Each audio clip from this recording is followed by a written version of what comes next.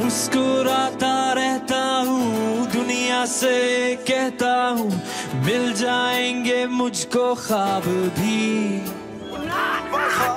दिल को जिंदा रखता हूँ खुशियों से भरता हूँ इतना तो है खुद पे यकीन उड़ता हुआ तारा हूँ ऊंचा सा एक नारा हूँ बुझती हुई बस्ती में घूमता हम इन्वेस्टिगेट्स का ये स्पेशल एपिसोड है जिसमें हमारी रवायती तहकीक से ज़्यादा एक शख्स की कहानी है जो आज पाकिस्तान का वज़ीर आज़म है। तो आइए सुनते हैं इमरान खान वज़ीर आज़म पाकिस्तान की कहानी उनकी अपनी ज़ुबान। मैं ज़मान पाक में पढ़ा हुआ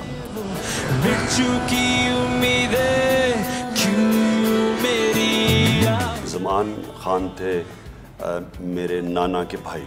तो जब पाकिस्तान आए हमारी आज़ादी पे हिंदुस्तान से जलंधर से पाकिस्तान आए मेरे माँ बाप बताते थे कि ये इमरान खान के नानी की कोठी है। तो मुझे भी काफ़ी देर देखता हुआ बहुत अच्छा लॉन है इसके अंदर बहुत ही बढ़िया कमरे हैं। 4 बहनों के इकलौते भाई है और उनके वालिद साहब की कॉन्ट्रैक्टर थे और ये यहाँ पे अंग्रेज़ी स्कूलों में पढ़े हैं फिर ऑक्सफोर्ड पढ़े हैं और उसके बाद फिर ये वहाँ पे बुनियादी तौर पर खेल की बुनियाद पे ऑक्सफोर्ड में गए। उनके वालिद साहब जो है न्याजी साहब वो इंजीनियर थे। उनकी एक फर्म थी गालबन रिपब्लिकन इंजीनियरिंग उसका नाम था।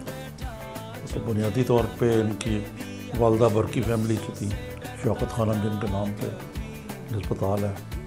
तो क्रिकेटिंग इनके ज़मान पाक जहाँ रहते थे माजिद खान इनके कज़न है इनकी फैमिली में। तो यही बैकग्राउंड है। मेरे नाना के 2 भाई और उनकी फैमिली सेटल होगी ज़मान पाक में और ज़मान पाक था शहर से बाहर।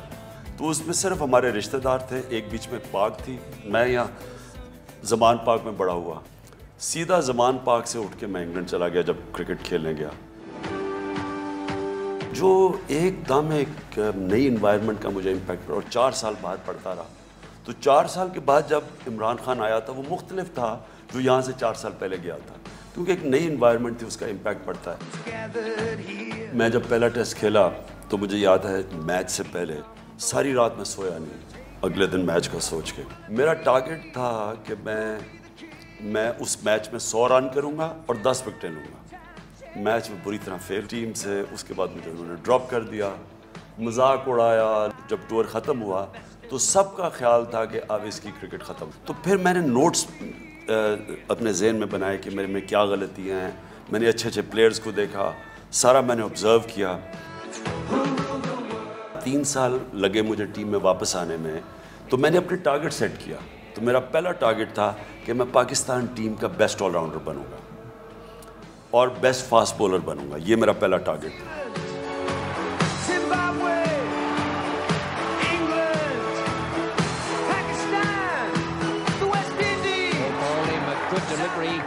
Cartwheeling the stump back and knocking the bail back some 35 yards. So the stump is stuck in the ground. जब मैं कोई 22 साल का था जब यूनिवर्सिटी छोड़ी तो पहला 1 साल के अंदर ही मैं टीम का बेस्ट ऑलराउंडर बन गया। जब टीम का बेस्ट ऑलराउंडर तो मेरा फिर अगला टारगेट था कि मैं दुनिया का बेस्ट ऑलराउंडर बनूं। लिहाजा मैंने पूरी जद्दोजहद शुरू कर दी और फिर पहले कंपैरिजन हुई। उस पर 4 टॉप ऑलराउंडर्स थे दुनिया में तो उनके साथ फिर मुकाबला शुरू हो गया।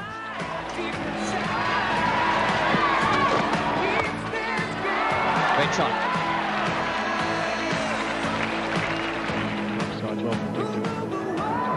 Hit it inward, and he could have got a hit of that.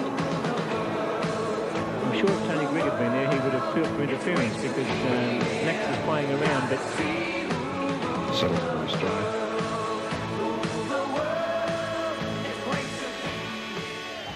मैं इमरान का जो करियर है उसको सम अप करूँगा चंद अल्फाज में। डिटर्मिनेशन, प्रोफेशनलिज्म, डेडिकेशन और सिंसियरिटी और इंतहाई हार्ड वर्किंग खिलाड़ी थे वो। और ज़ाहिर है कि उनका जो इरा रहा एज कैप्टन वो पाकिस्तान का गोल्डन पीरियड था।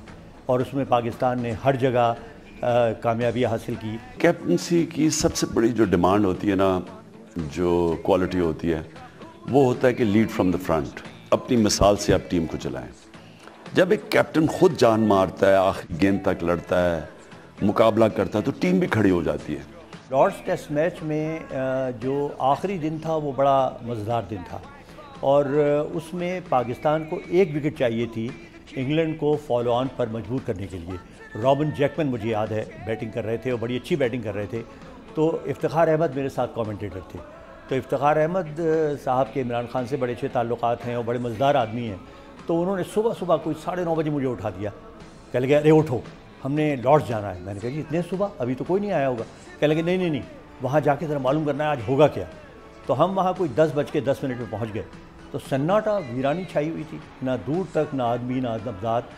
تو ہمیں اچانک ہماری نگاہ پڑی تو لارڈس جہاں ہم کھڑے ہوئے تھے پویلین کی جانب, اس کے دوسرے اینڈ پر نیٹ لگا ہوا تھا, اور اس نیٹ پر عمران خان اکیلے ایک وکٹ لگا کر پریکٹس کر رہے تھے. تو ہم نے گراؤنڈ کا جو ہیڈ تھا اس سے ہم نے پوچھا کہ بھائی یہ کب سے آئے ہوئے ہیں؟ اس نے کہا جی یہ تو 1 گھنٹہ ہو گیا, 1 گھنٹے سے یہ پریکٹس کر رہے ہیں. تو خیر جب ٹیم آئی آدھے گھنٹے کے بعد تو عمران خان ٹاول اپنے کندھے پر ڈالے ہوئے واپس آ گئے اور پویلین میں چلے گئے. لیکن دیکھیے اس محنت کا, اس لگن کا, اس پروفیشنلزم کا اور اس ہارڈ ورک کا نتیجہ یہ ہوا کہ انہوں نے پہلے اوور کی تیسری گیند پر رابن جیکمن کو LBW آؤٹ کیا, اور پاکستان نے اس کے بعد یہ تاریخی کامیابی حاصل کی, اور بڑے شاندار طریقے سے انہوں نے جو ہے انگلینڈ کو ہرایا. انڈیا ہمارے سے زیادہ, یعنی اگر مین ٹو مین دیکھ لیں تو بہتر ٹیم تھی. تو ایک ینگ ٹیم سے انڈیا کو انڈیا میں ہرانا, اور پھر بولنگ انہوں نے اسپنرز پچز بنا دی, تو میں بولنگ سے نہیں ہرا سکا. As a batsman man of the series ہوا. 1986-87 کا جو بھارت کا ٹور تھا, اس میں عمران خان کی پیشن گوئی کے مطابق ہم نے بھارت کو بنگلور کے ٹیسٹ میچ میں 14 رن سے ہرا کر سیریز جیت لی. اور وہ بڑا انٹرسٹنگ اور بڑا ہی سنسنی خیز ٹیسٹ میچ تھا, اور اس میں عمران نے ایک بڑا حیران کن ڈیسیجن لیا جب انہوں نے عبد القادر کو ڈراپ کر دیا. عبد القادر نہ صرف یہ کہ عمران خان کے بڑے چہیتے بالر تھے, دوست بھی تھے, لیکن عمران خان سے جب پوچھا گیا کہ آپ نے قادر کو کیوں ڈراپ کیا, تو انہوں نے کہا یہ میچ کے پہلے دن کی بات ہے. انہوں نے کہا کہ میرا اپنا یہ خیال ہے کہ یہ بہت ہی کلوز میچ ہوگا اور بڑے کم مارجن سے ٹیم کامیابی حاصل کرے گی, اور قادر چونکہ لیگ بریک بالر ہیں تو وہ رنز زیادہ دیں گے. تو ان کے مقابلے میں انہوں نے اقبال قاسم اور توصیف احمد کو ترجیح دی, اور ان دونوں نے میچ وننگ کا کردار ادا کیا, اور بالآخر ہم نے آخری دن بھارت کو 14 رن سے ہرا کر یہ سیریز جیت لی.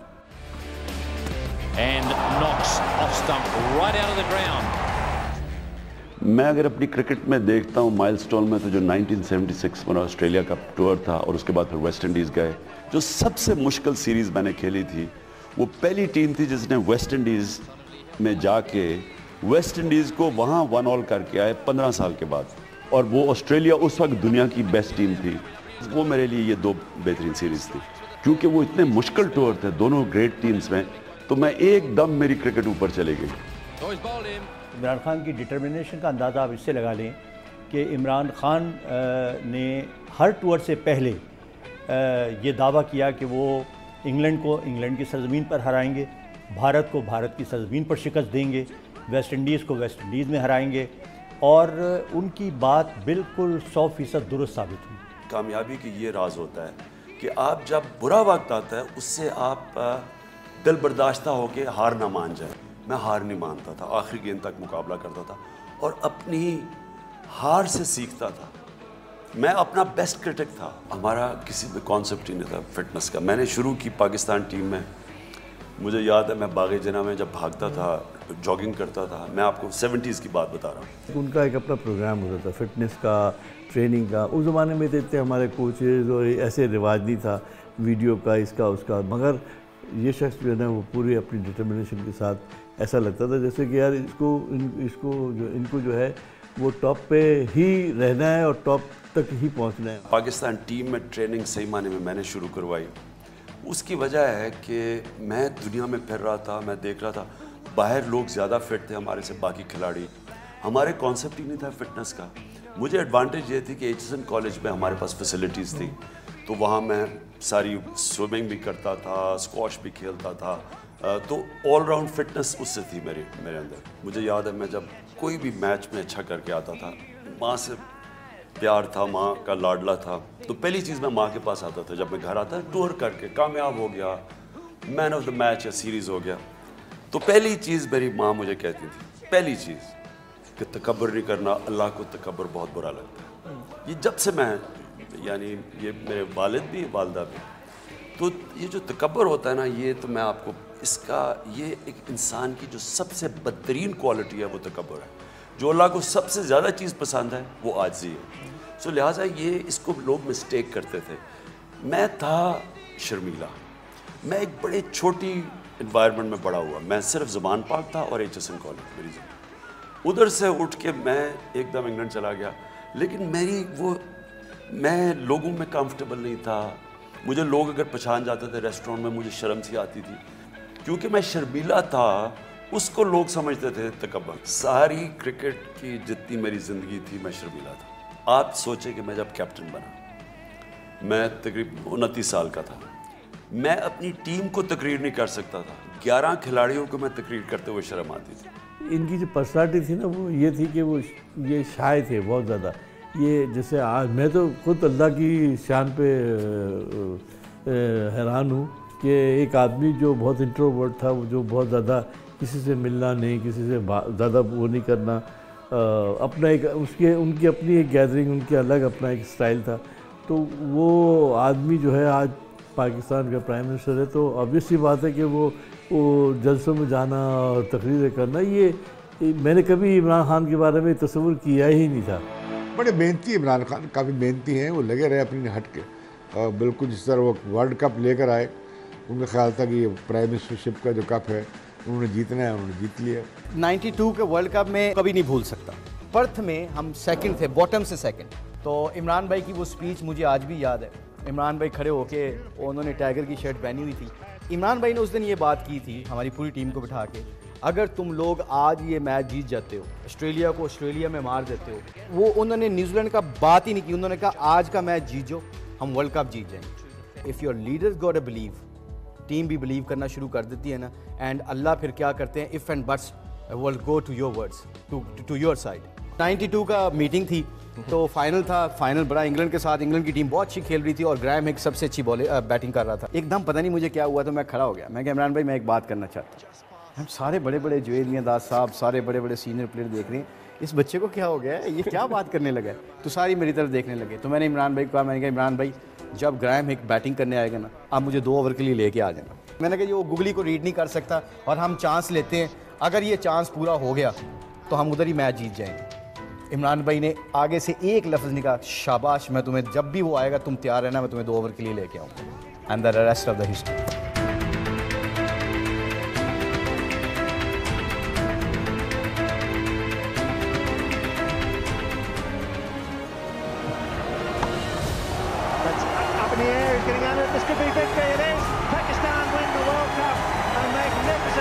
In front of 87,000 people, Imran Khan has led his side to victory. What a great victory! Well, the Pakistani players in prayer. You must stop it.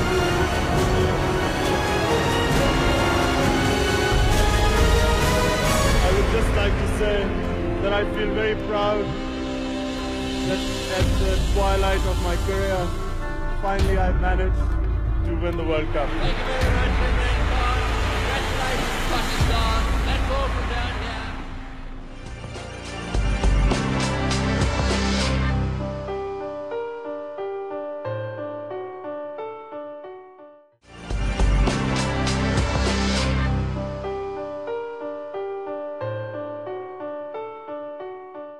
मेरे देश में है इम्कान बहुत, امید ارمان بہت. کہنے کے لیے جو ینگسٹرز دیکھ رہے ہیں وہ یہ کہ انسان جو بھی بننا چاہے, جو خواب دیکھتا ہے نا, جو آپ ذہن میں خواب دیکھ سکتے ہیں وہ آپ بن سکتے ہیں. عمران خان ہمارے سامنے آئے ایک کرکٹ ہیرو کے طور پہ. تمام دنیا کے میگزین میں تصویریں چھپتی تھیں اور ہم بڑے خوش تھے کہ ہمارا جوان دنیا پہ چھایا ہوا ہے. वर्ल्ड कप लाए, फिर उन्होंने आके अपनी ज़िंदगी का जो काफ़ी बड़ा हिस्सा उन्होंने दिया अस्पताल बनाने में, फिर ये नमल यूनिवर्सिटी बनाने में। तो वो एक फिलैंथ्रोपिस्ट के तौर पे, एक रिफाई काम करने वाले, एक समाजी कारकुन के तौर पे सामने आए, और वो जनरेशन जो उन्हें चंदा देती थी स्कूलों में, वो फिर बड़ी होकर पीटीआई के नौजवान बन गए। इमरान खान ने जब शौकत खानम हॉस्पिटल शुरू किया तो ये मंसूबा था कि हर तरफ से उन्हें डिस्करेज किया गया और कहा गया बहुत बड़ा मंसूबा है, अव्वल तो इतने पैसे जमा नहीं हो पाएंगे, अगर हो भी गए तो उसके बाद इमरान खान इसको चला नहीं पाएंगे। लेकिन जनाब इमरान खान को जो रिस्पांस मिला उसकी एक मिसाल छोटे से वाक़े से मैं आपको देना चाहूँगा कि 1992 के बाद इमरान खान ने फ़ैसला किया कि वो फ़ंड रेजिंग के लिए निकलेंगे, और फ़ंड रेजिंग उन्होंने लाहौर से शुरू की और फैसलाबाद तक उन्होंने जाना था। तो मैंने अपनी आँखों से देखा कि बच्चों ने, छोटे छोटे बच्चे 7-8 साल के, वो सड़क के किनारे खड़े हुए थे और मुड़े तुड़े वो नोट निकाल के 1 रुपये के, 5 रुपये के, 10 रुपये के इमरान खान के वर्कर्स को दिया करते थे और साथ में कहते थे जी हमने अपने जेब खर्च से जमा किए हैं, आप अगली दफ़ा जब आएंगे तो हम अपने अब्बू से, अपनी अम्मा से लेके आपको और पैसे देंगे। एक औरत मुझे याद है अचानक ट्रक के सामने आ गई और बड़ी बूढ़ी सी औरत, बड़े मैले कपड़े पहने हुए, उसको खैर ऊपर चढ़ाया गया इमरान खान के कहने पे कि भाई इससे पूछो कि क्या कहना चाहती है।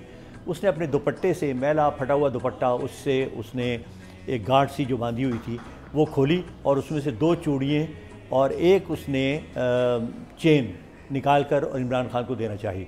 इमरान ने मना किया तो वो रो पड़ी। उसने कहा जी मैं तो पता नहीं कब से इंतज़ार कर रही थी कि तुम यहाँ आओगे और मैं ये तुम्हें दूँगी, तो अगर तुम ये नहीं लोगे तो मैं यहाँ से जाऊँगी नहीं, और जब तुम अगली दफ़ा आओगे तो मैं फिर तुम्हें कुछ देना चाहूँगी। तुम जिस मकसद के लिए काम कर रहे हो वो बहुत बड़ा है और अल्लाह ताला तुम्हें कामयाब करे।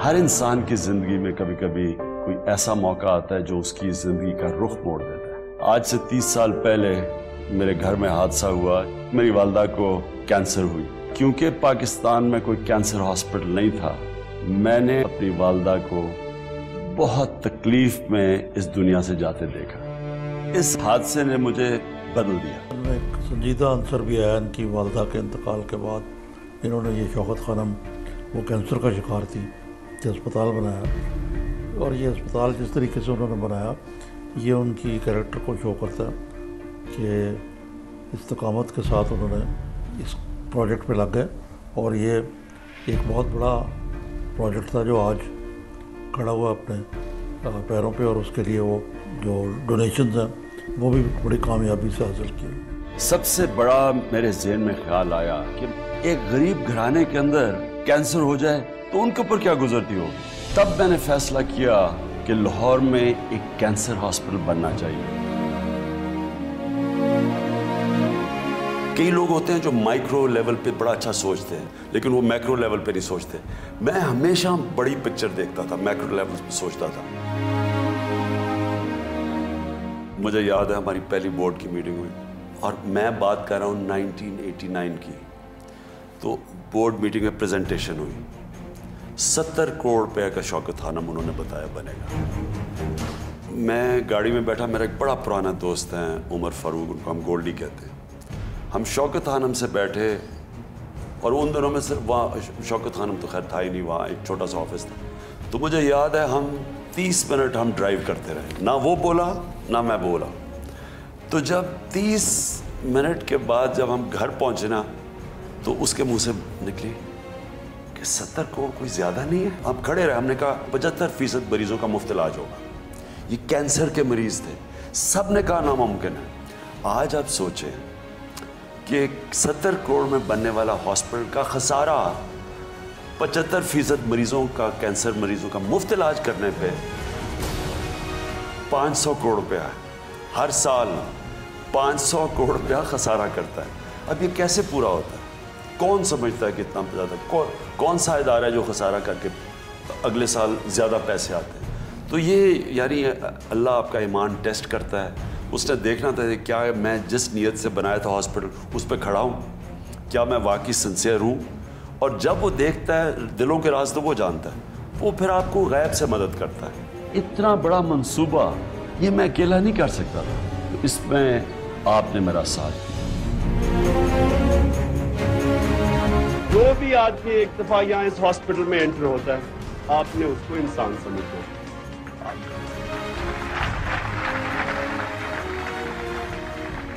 اگر آپ نے اس کے کپڑے ٹھیک نہ دیکھے, اگر آپ نے دیکھا کہ اس نے پھٹے ہوئے کپڑے پہنے ہیں, اگر آپ نے دیکھا کہ اس کو انگریزی نہیں بولنی آتی, آپ نے اس کی فکر نہیں کرنی. آپ نے یہ دیکھنا ہے کہ ایک انسان آیا ہاسپٹل کے اندر.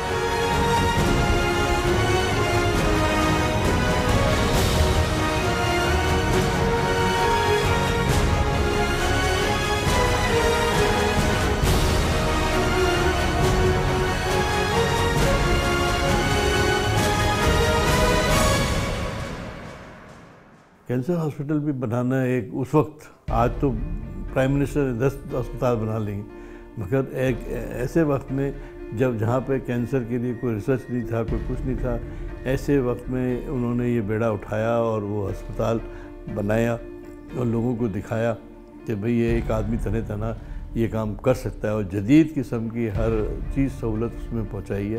تو اور اس کے بعد پھر بے تحاشا پشاور میں بھی یونٹس کھول رہے ہیں, ادھر بھی کھول رہے ہیں. تو ان کی جو ڈٹرمنیشن اور ان کی پرسنالٹی کی جو بات ہے, اس میں تو دو رائے نہیں ہے کہ وہ جو ٹھان لیتے ہیں وہ کرتے ہیں. مجھے پتہ ہے کہ مجھے بڑے بڑے خواب دیکھنے کی عادت ہے, لیکن یہ عادت آپ ہی نے ڈالی ہے. عمران خان یہ گریٹ آرگنائزر ہیں, انہوں نے یہ ہسپتال کوئی چھوٹی بات نہیں تھی, یہ یونیورسٹی کی چھوٹی بات نہیں تھی, ان کی کیپیسٹی ہے. میں یہ خان صاحب کو داد دیتا ہوں کہ ان کے کازز میں اتنی کریڈیبلٹی تھی کہ جو بھی اس کاز کے اوپر اگر جانتا بھی نہیں تھا, پہلی بات تو یہ ہے کہ وہ جانتے تھے, اور اگر نہیں جانتے تو جب وہ تھوڑی سی بھی ریسرچ کرتے تھے خان صاحب پہ اور ان کے کازز پہ, اس میں اتنی کریڈیبلٹی اور اتنی ٹرانسپیرنسی تھی کہ وہ کوئی بھی باہر کا بندہ مائنڈ نہیں کرتا تو ڈونیٹ کرتے ہیں. میں نے کئی ان کے لیے فنکشنز کیے تھے, سنگاپور میں کیے تھے, لندن میں کیے ہیں کافی. اس میں نان پاکستانیز نے بہت زیادہ شرکت کی.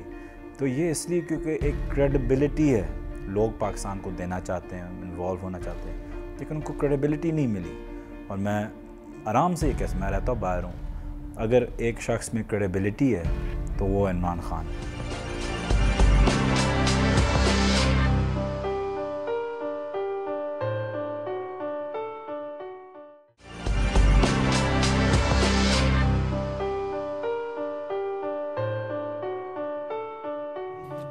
جب روٹی سستی ہوگی اور مہنگی ہوگی جان, وہ دن پھر آئے گا جب ایسا ہوگا پاکستان, میں تو دیکھوں گا. اصل میں جو میرے میں چینج آیا وہ پالیٹکس لے کے آئی, اور پالیٹکس جو آپ کا پیشن ہوتا ہے, جو آپ کی مشن, جو آپ کا جنون ہوتا ہے, وہ آپ کو چینج کر دیتا ہے. تو جو آدمی کبھی 11 کھلاڑیوں کے سامنے تقریر نہیں کرتا تھا, تو اب میں لوگوں کے سامنے تقریر کرتا ہوں, مجھے اب کوئی ایمبیرسمنٹ نہیں ہوتی. ان کی جو پرسنالٹی تھی نا, وہ یہ تھی کہ وہ یہ شائع تھے بہت زیادہ. یہ جیسے آج میں تو خود اللہ کی شان پہ حیران ہوں کہ ایک آدمی جو بہت انٹروورٹ تھا, وہ جو بہت زیادہ کسی سے ملنا نہیں, کسی سے زیادہ وہ نہیں کرنا, اپنا ایک ان کی اپنی ایک گیدرنگ, ان کے الگ اپنا ایک سٹائل تھا. جلسوں میں جانا اور تقریریں کرنا, یہ میں نے کبھی عمران خان کے بارے میں تصور کیا ہی نہیں تھا. پاکستان جہاں سیاست ہمیشہ سیاسی گرہنوں کی محتاج رہی ہے, وہاں عمران خان وہ واحد مثال ہیں جنہوں نے کسی سیاسی جماعت میں شمولیت اختیار نہیں کی, بلکہ انہوں نے اپنی الگ سیاسی جماعت بنائی جو 22 سال کے بعد پاکستان کے مرکزی اختیار تک پہنچی ہے. آپ انگلینڈ یا یورپ میں ہو تو وہاں تو پالیٹکس اور ہے. میں کھڑا ہوتا ہوں الیکشن میں, میں لوگوں کے اندر پھرتا ہوں کہ یہ میں کرنا چاہتا ہوں. لوگ جاتے ہیں, آپ کا نام دیکھتے ہیں, ٹھپا لگا کے آ جاتے ہیں. نہ آپ کو کوئی پولنگ ایجنٹ کی ضرورت ہے, نہ آپ کو گاڑیاں بھر کے لوگوں کو لانا کی ضرورت ہے, خود ہی لوگ جائیں. تو وہ ایک اور پالیٹکس ہے. پاکستان میں 2 قسم کی پالیٹکس ہیں. ایک تھی کہ جو آپ عوام کو ساتھ ملا کے الیکشن جیتے ہیں, وہ صرف ایک آدمی نے کی تھی, ذوالفقار علی بھٹو نے. اور 1970 میں پبلک کھڑی ہوئی ایک آئیڈیا کے پیچھے, ایک نظریے کے پیچھے, ایک لیڈر کے پیچھے, اور انہوں نے سارا سٹیٹس کو اڑا دیا. اس کے بعد سے ایک اور قسم کی پالیٹکس ہوئی جس کو کہتے ہیں الیکٹیبلز کی پالیٹکس. وہ اور قسم کی پالیٹکس ہے, وہ نمبرز گیم ہوتی ہے کہ آپ بہترین اگر الیکٹیبلز اپنے ساتھ لے آئیں اور پھر پارٹی کا بھی ووٹ بینک آ جائے تو آپ پھر پاور میں آ جاتے ہیں. وہ دوسری ٹائپ پالیٹکس تھی جو پاکستان کو اس سے کافی نقصان پہنچایا کیونکہ نظریہ چلا گیا نا. وہ ابتدائی دور تھا اور اس میں ہم نے کچھ فنڈامنٹل پرنسپلز بھی طے کیے تھے میٹنگ میں کہ ہماری پارٹی کس طرح کی ہوگی, صاف ستھرے لوگ ہم چنیں گے. اور انہوں نے مجھے ذمہ داری دی تھی سندھ کی, بحیثیت ہے کہ پریزیڈنٹ یا چیف کہتے ہیں سندھ کے, اور سینٹرل ایگزیکٹو کاؤنسل کا مجھے ممبر بھی بنایا تھا. تو ہم اکثر جاتے رہتے تھے لاہور, لیکن جیسا میں نے کہا ان کو بھی تجربہ سیاست کا نہیں تھا اور مجھے بھی سیاست کا تجربہ نہیں تھا. تو اس طرح بسم اللہ ہماری اس طرح ہوئی تھی پی ٹی آئی کی. جو میں پیغام لے کے آیا ہوں, جو میں یہ کہہ رہا ہوں کہ ملک میں یہ بڑا عظیم ملک بن سکتا ہے اگر کرپشن ختم کر لیں, ادارے مضبوط کر لیں, میرٹ لے آئیں, جس کو نیا پاکستان ہم کہتے ہیں. وہ مجھے 15 سال لگے. لوگ ایک قدم اوپر لیتا تھا, پھر نیچے آ جاتا تھا, پھر اوپر, پھر نیچے. تو کوشش کرتا رہا کہ لوگ میری بات سنیں گے. تو اکیلا ہی تھا, تھوڑے سے لوگ تھے میرے ساتھ. تحریک انصاف کو تقریباً 1.5 مہینہ ہوا. مجھے بہت خوشی ہوئی کہ تحریک انصاف کا پہلا آفس گڑی شاہ میں کھلا. جو ہم کہیں گے, جو بھی ہم کہیں گے, آپ کو کر کے دکھائیں گے. ایک ایسے مشکل حالات میں جہاں 2 بڑی سیاسی جماعتیں موجود ہوں, بالکل نئے سرے سے سٹارٹنگ فرام سکریچ جیسے کہتے ہیں, ایک قومی سطح پر ایک نئی سیاسی جماعت کو بنانا انتہائی مشکل کام ہے. ایک تو اس کا فزیکل انفراسٹرکچر بنانا, اراکین کو شامل کرنا, دفاتر بنانا, ریسورسز کو موبیلائز کرنا, لیکن سب سے اہم بات لوگوں کو موٹیویٹ کرنا اور ان کو ایک نیا راستہ دکھانا, نئے ملک بدل ان 2 یا 3 یا 4 سیاسی جماعتوں سے جو آلریڈی موجود ہیں. تو اس اعتبار سے ایک بہت ہی یہ کامیاب اور ایک منفرد مثال ہے. دیکھیں, اس کے لیے صرف ایک ہی جملہ کافی ہے.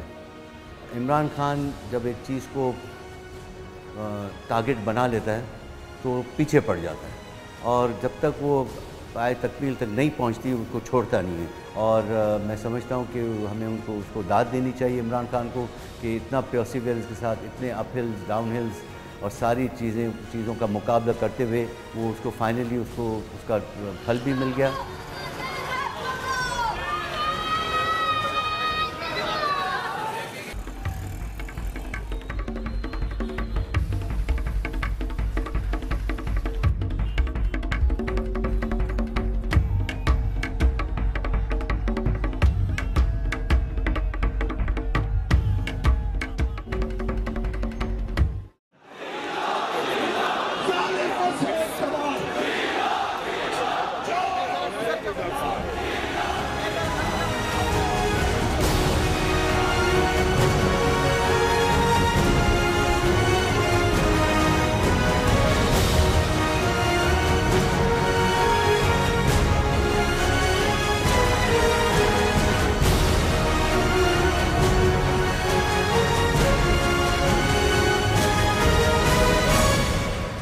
ایک وقت آیا کہ 14 سال کے بعد مجھے نظر آیا کہ پبلک میری آواز سننی شروع کی ہے, اور پھر پبلک آنا شروع ہوئی. ہمارے پھر جلسہ ہوا منار پاکستان کا. تو اس کے بعد دوسری فیز شروع ہو گیا, پارٹی بڑھنی شروع ہوئی. اب اس کو پارٹی کو بنانا تھا ایک الیکشن جیتنے والی پارٹی. ایک تو ہوتی ہے نا کہ موومنٹ آپ نے لوگ کھڑے کر دیے, اب اس کو کنورٹ کرنا تھا الیکشن جیتنے کے لیے. ان کا تھیم تھا کہ بنیادی طور پہ جو باقی ساری پارٹیاں فیل ہو گئی ہیں یا ان کی لیڈرشپ کرپٹ ہے اور پاکستان میں کرپشن بہت بڑا ایشو ہے, اس پر انہوں نے ایک مورلسٹ ایجنڈا بلڈ کیا جو ہمارے مڈل کلاس میں بڑا پاپولر ہوا درمیانے طبقے میں. اور وہ چاہتے تھے کہ یہ وہی لوگ تھے جو ووٹ ڈالتے نہیں تھے اور سیاستدانوں کے خلاف تھے, اور عمران خان نے اسی سینٹیمنٹ پہ بلڈ کی اپنی پارٹی. ایک اور بات جو ان کو منفرد بناتی ہے کہ ان کی روایات سیاست کی نہیں تھیں, बनिस्बत से पीपल्स पार्टी के, और वो मुस्लिम लीग एन को भी अप्लाई करता है, लेकिन मुस्लिम लीग एन में पहले से मौजूद मुस्लिम लीग में कई ऐसे सियासतदान थे और हैं जिनके ख़ानदान का भी ताल्लुक़ सियासत से रहा। बनिस्बत उनके जब शुरू किया इमरान खान साहब ने ख़ास तौर पर, तो वो पहली दफ़ा अपने ख़ानदान की जानिब से ऐसे प्रोसेस में कदम रख रहे थे। तो कई एतबार से ये एक बड़ी मुनफरिद इनका तजुर्बा रहा।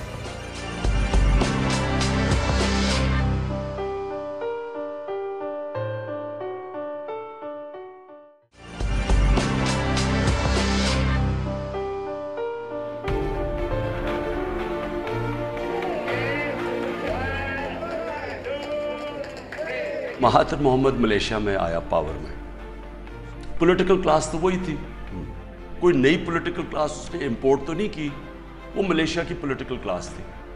फ़र्क क्या हुआ कि महातिर मोहम्मद एक लीडर आया और उसने मलेशिया को चेंज कर दिया।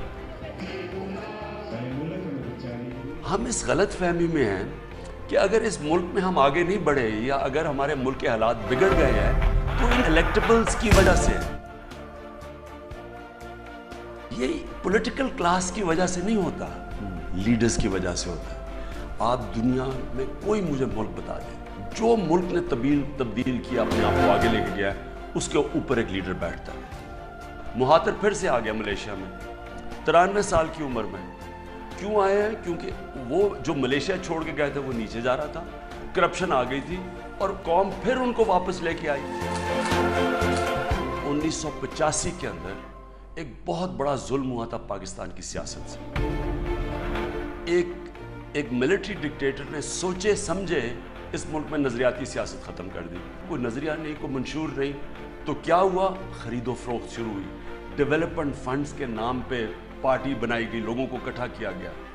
उस दिन से आज तक पाकिस्तान की पॉलिटिक्स के अंदर नजरिया नीचे चला गया, मफादात ऊपर आ गए।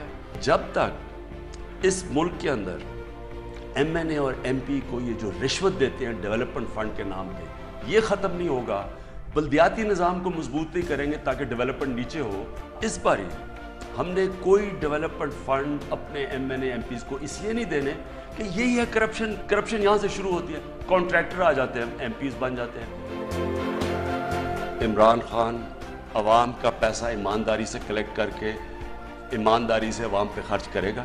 इशू ये है कि जो लोग ऊपर हुकूमत में बैठते हैं वो बिल्लियाँ बैठ जाती हैं दूध की हिफाजत करने के लिए।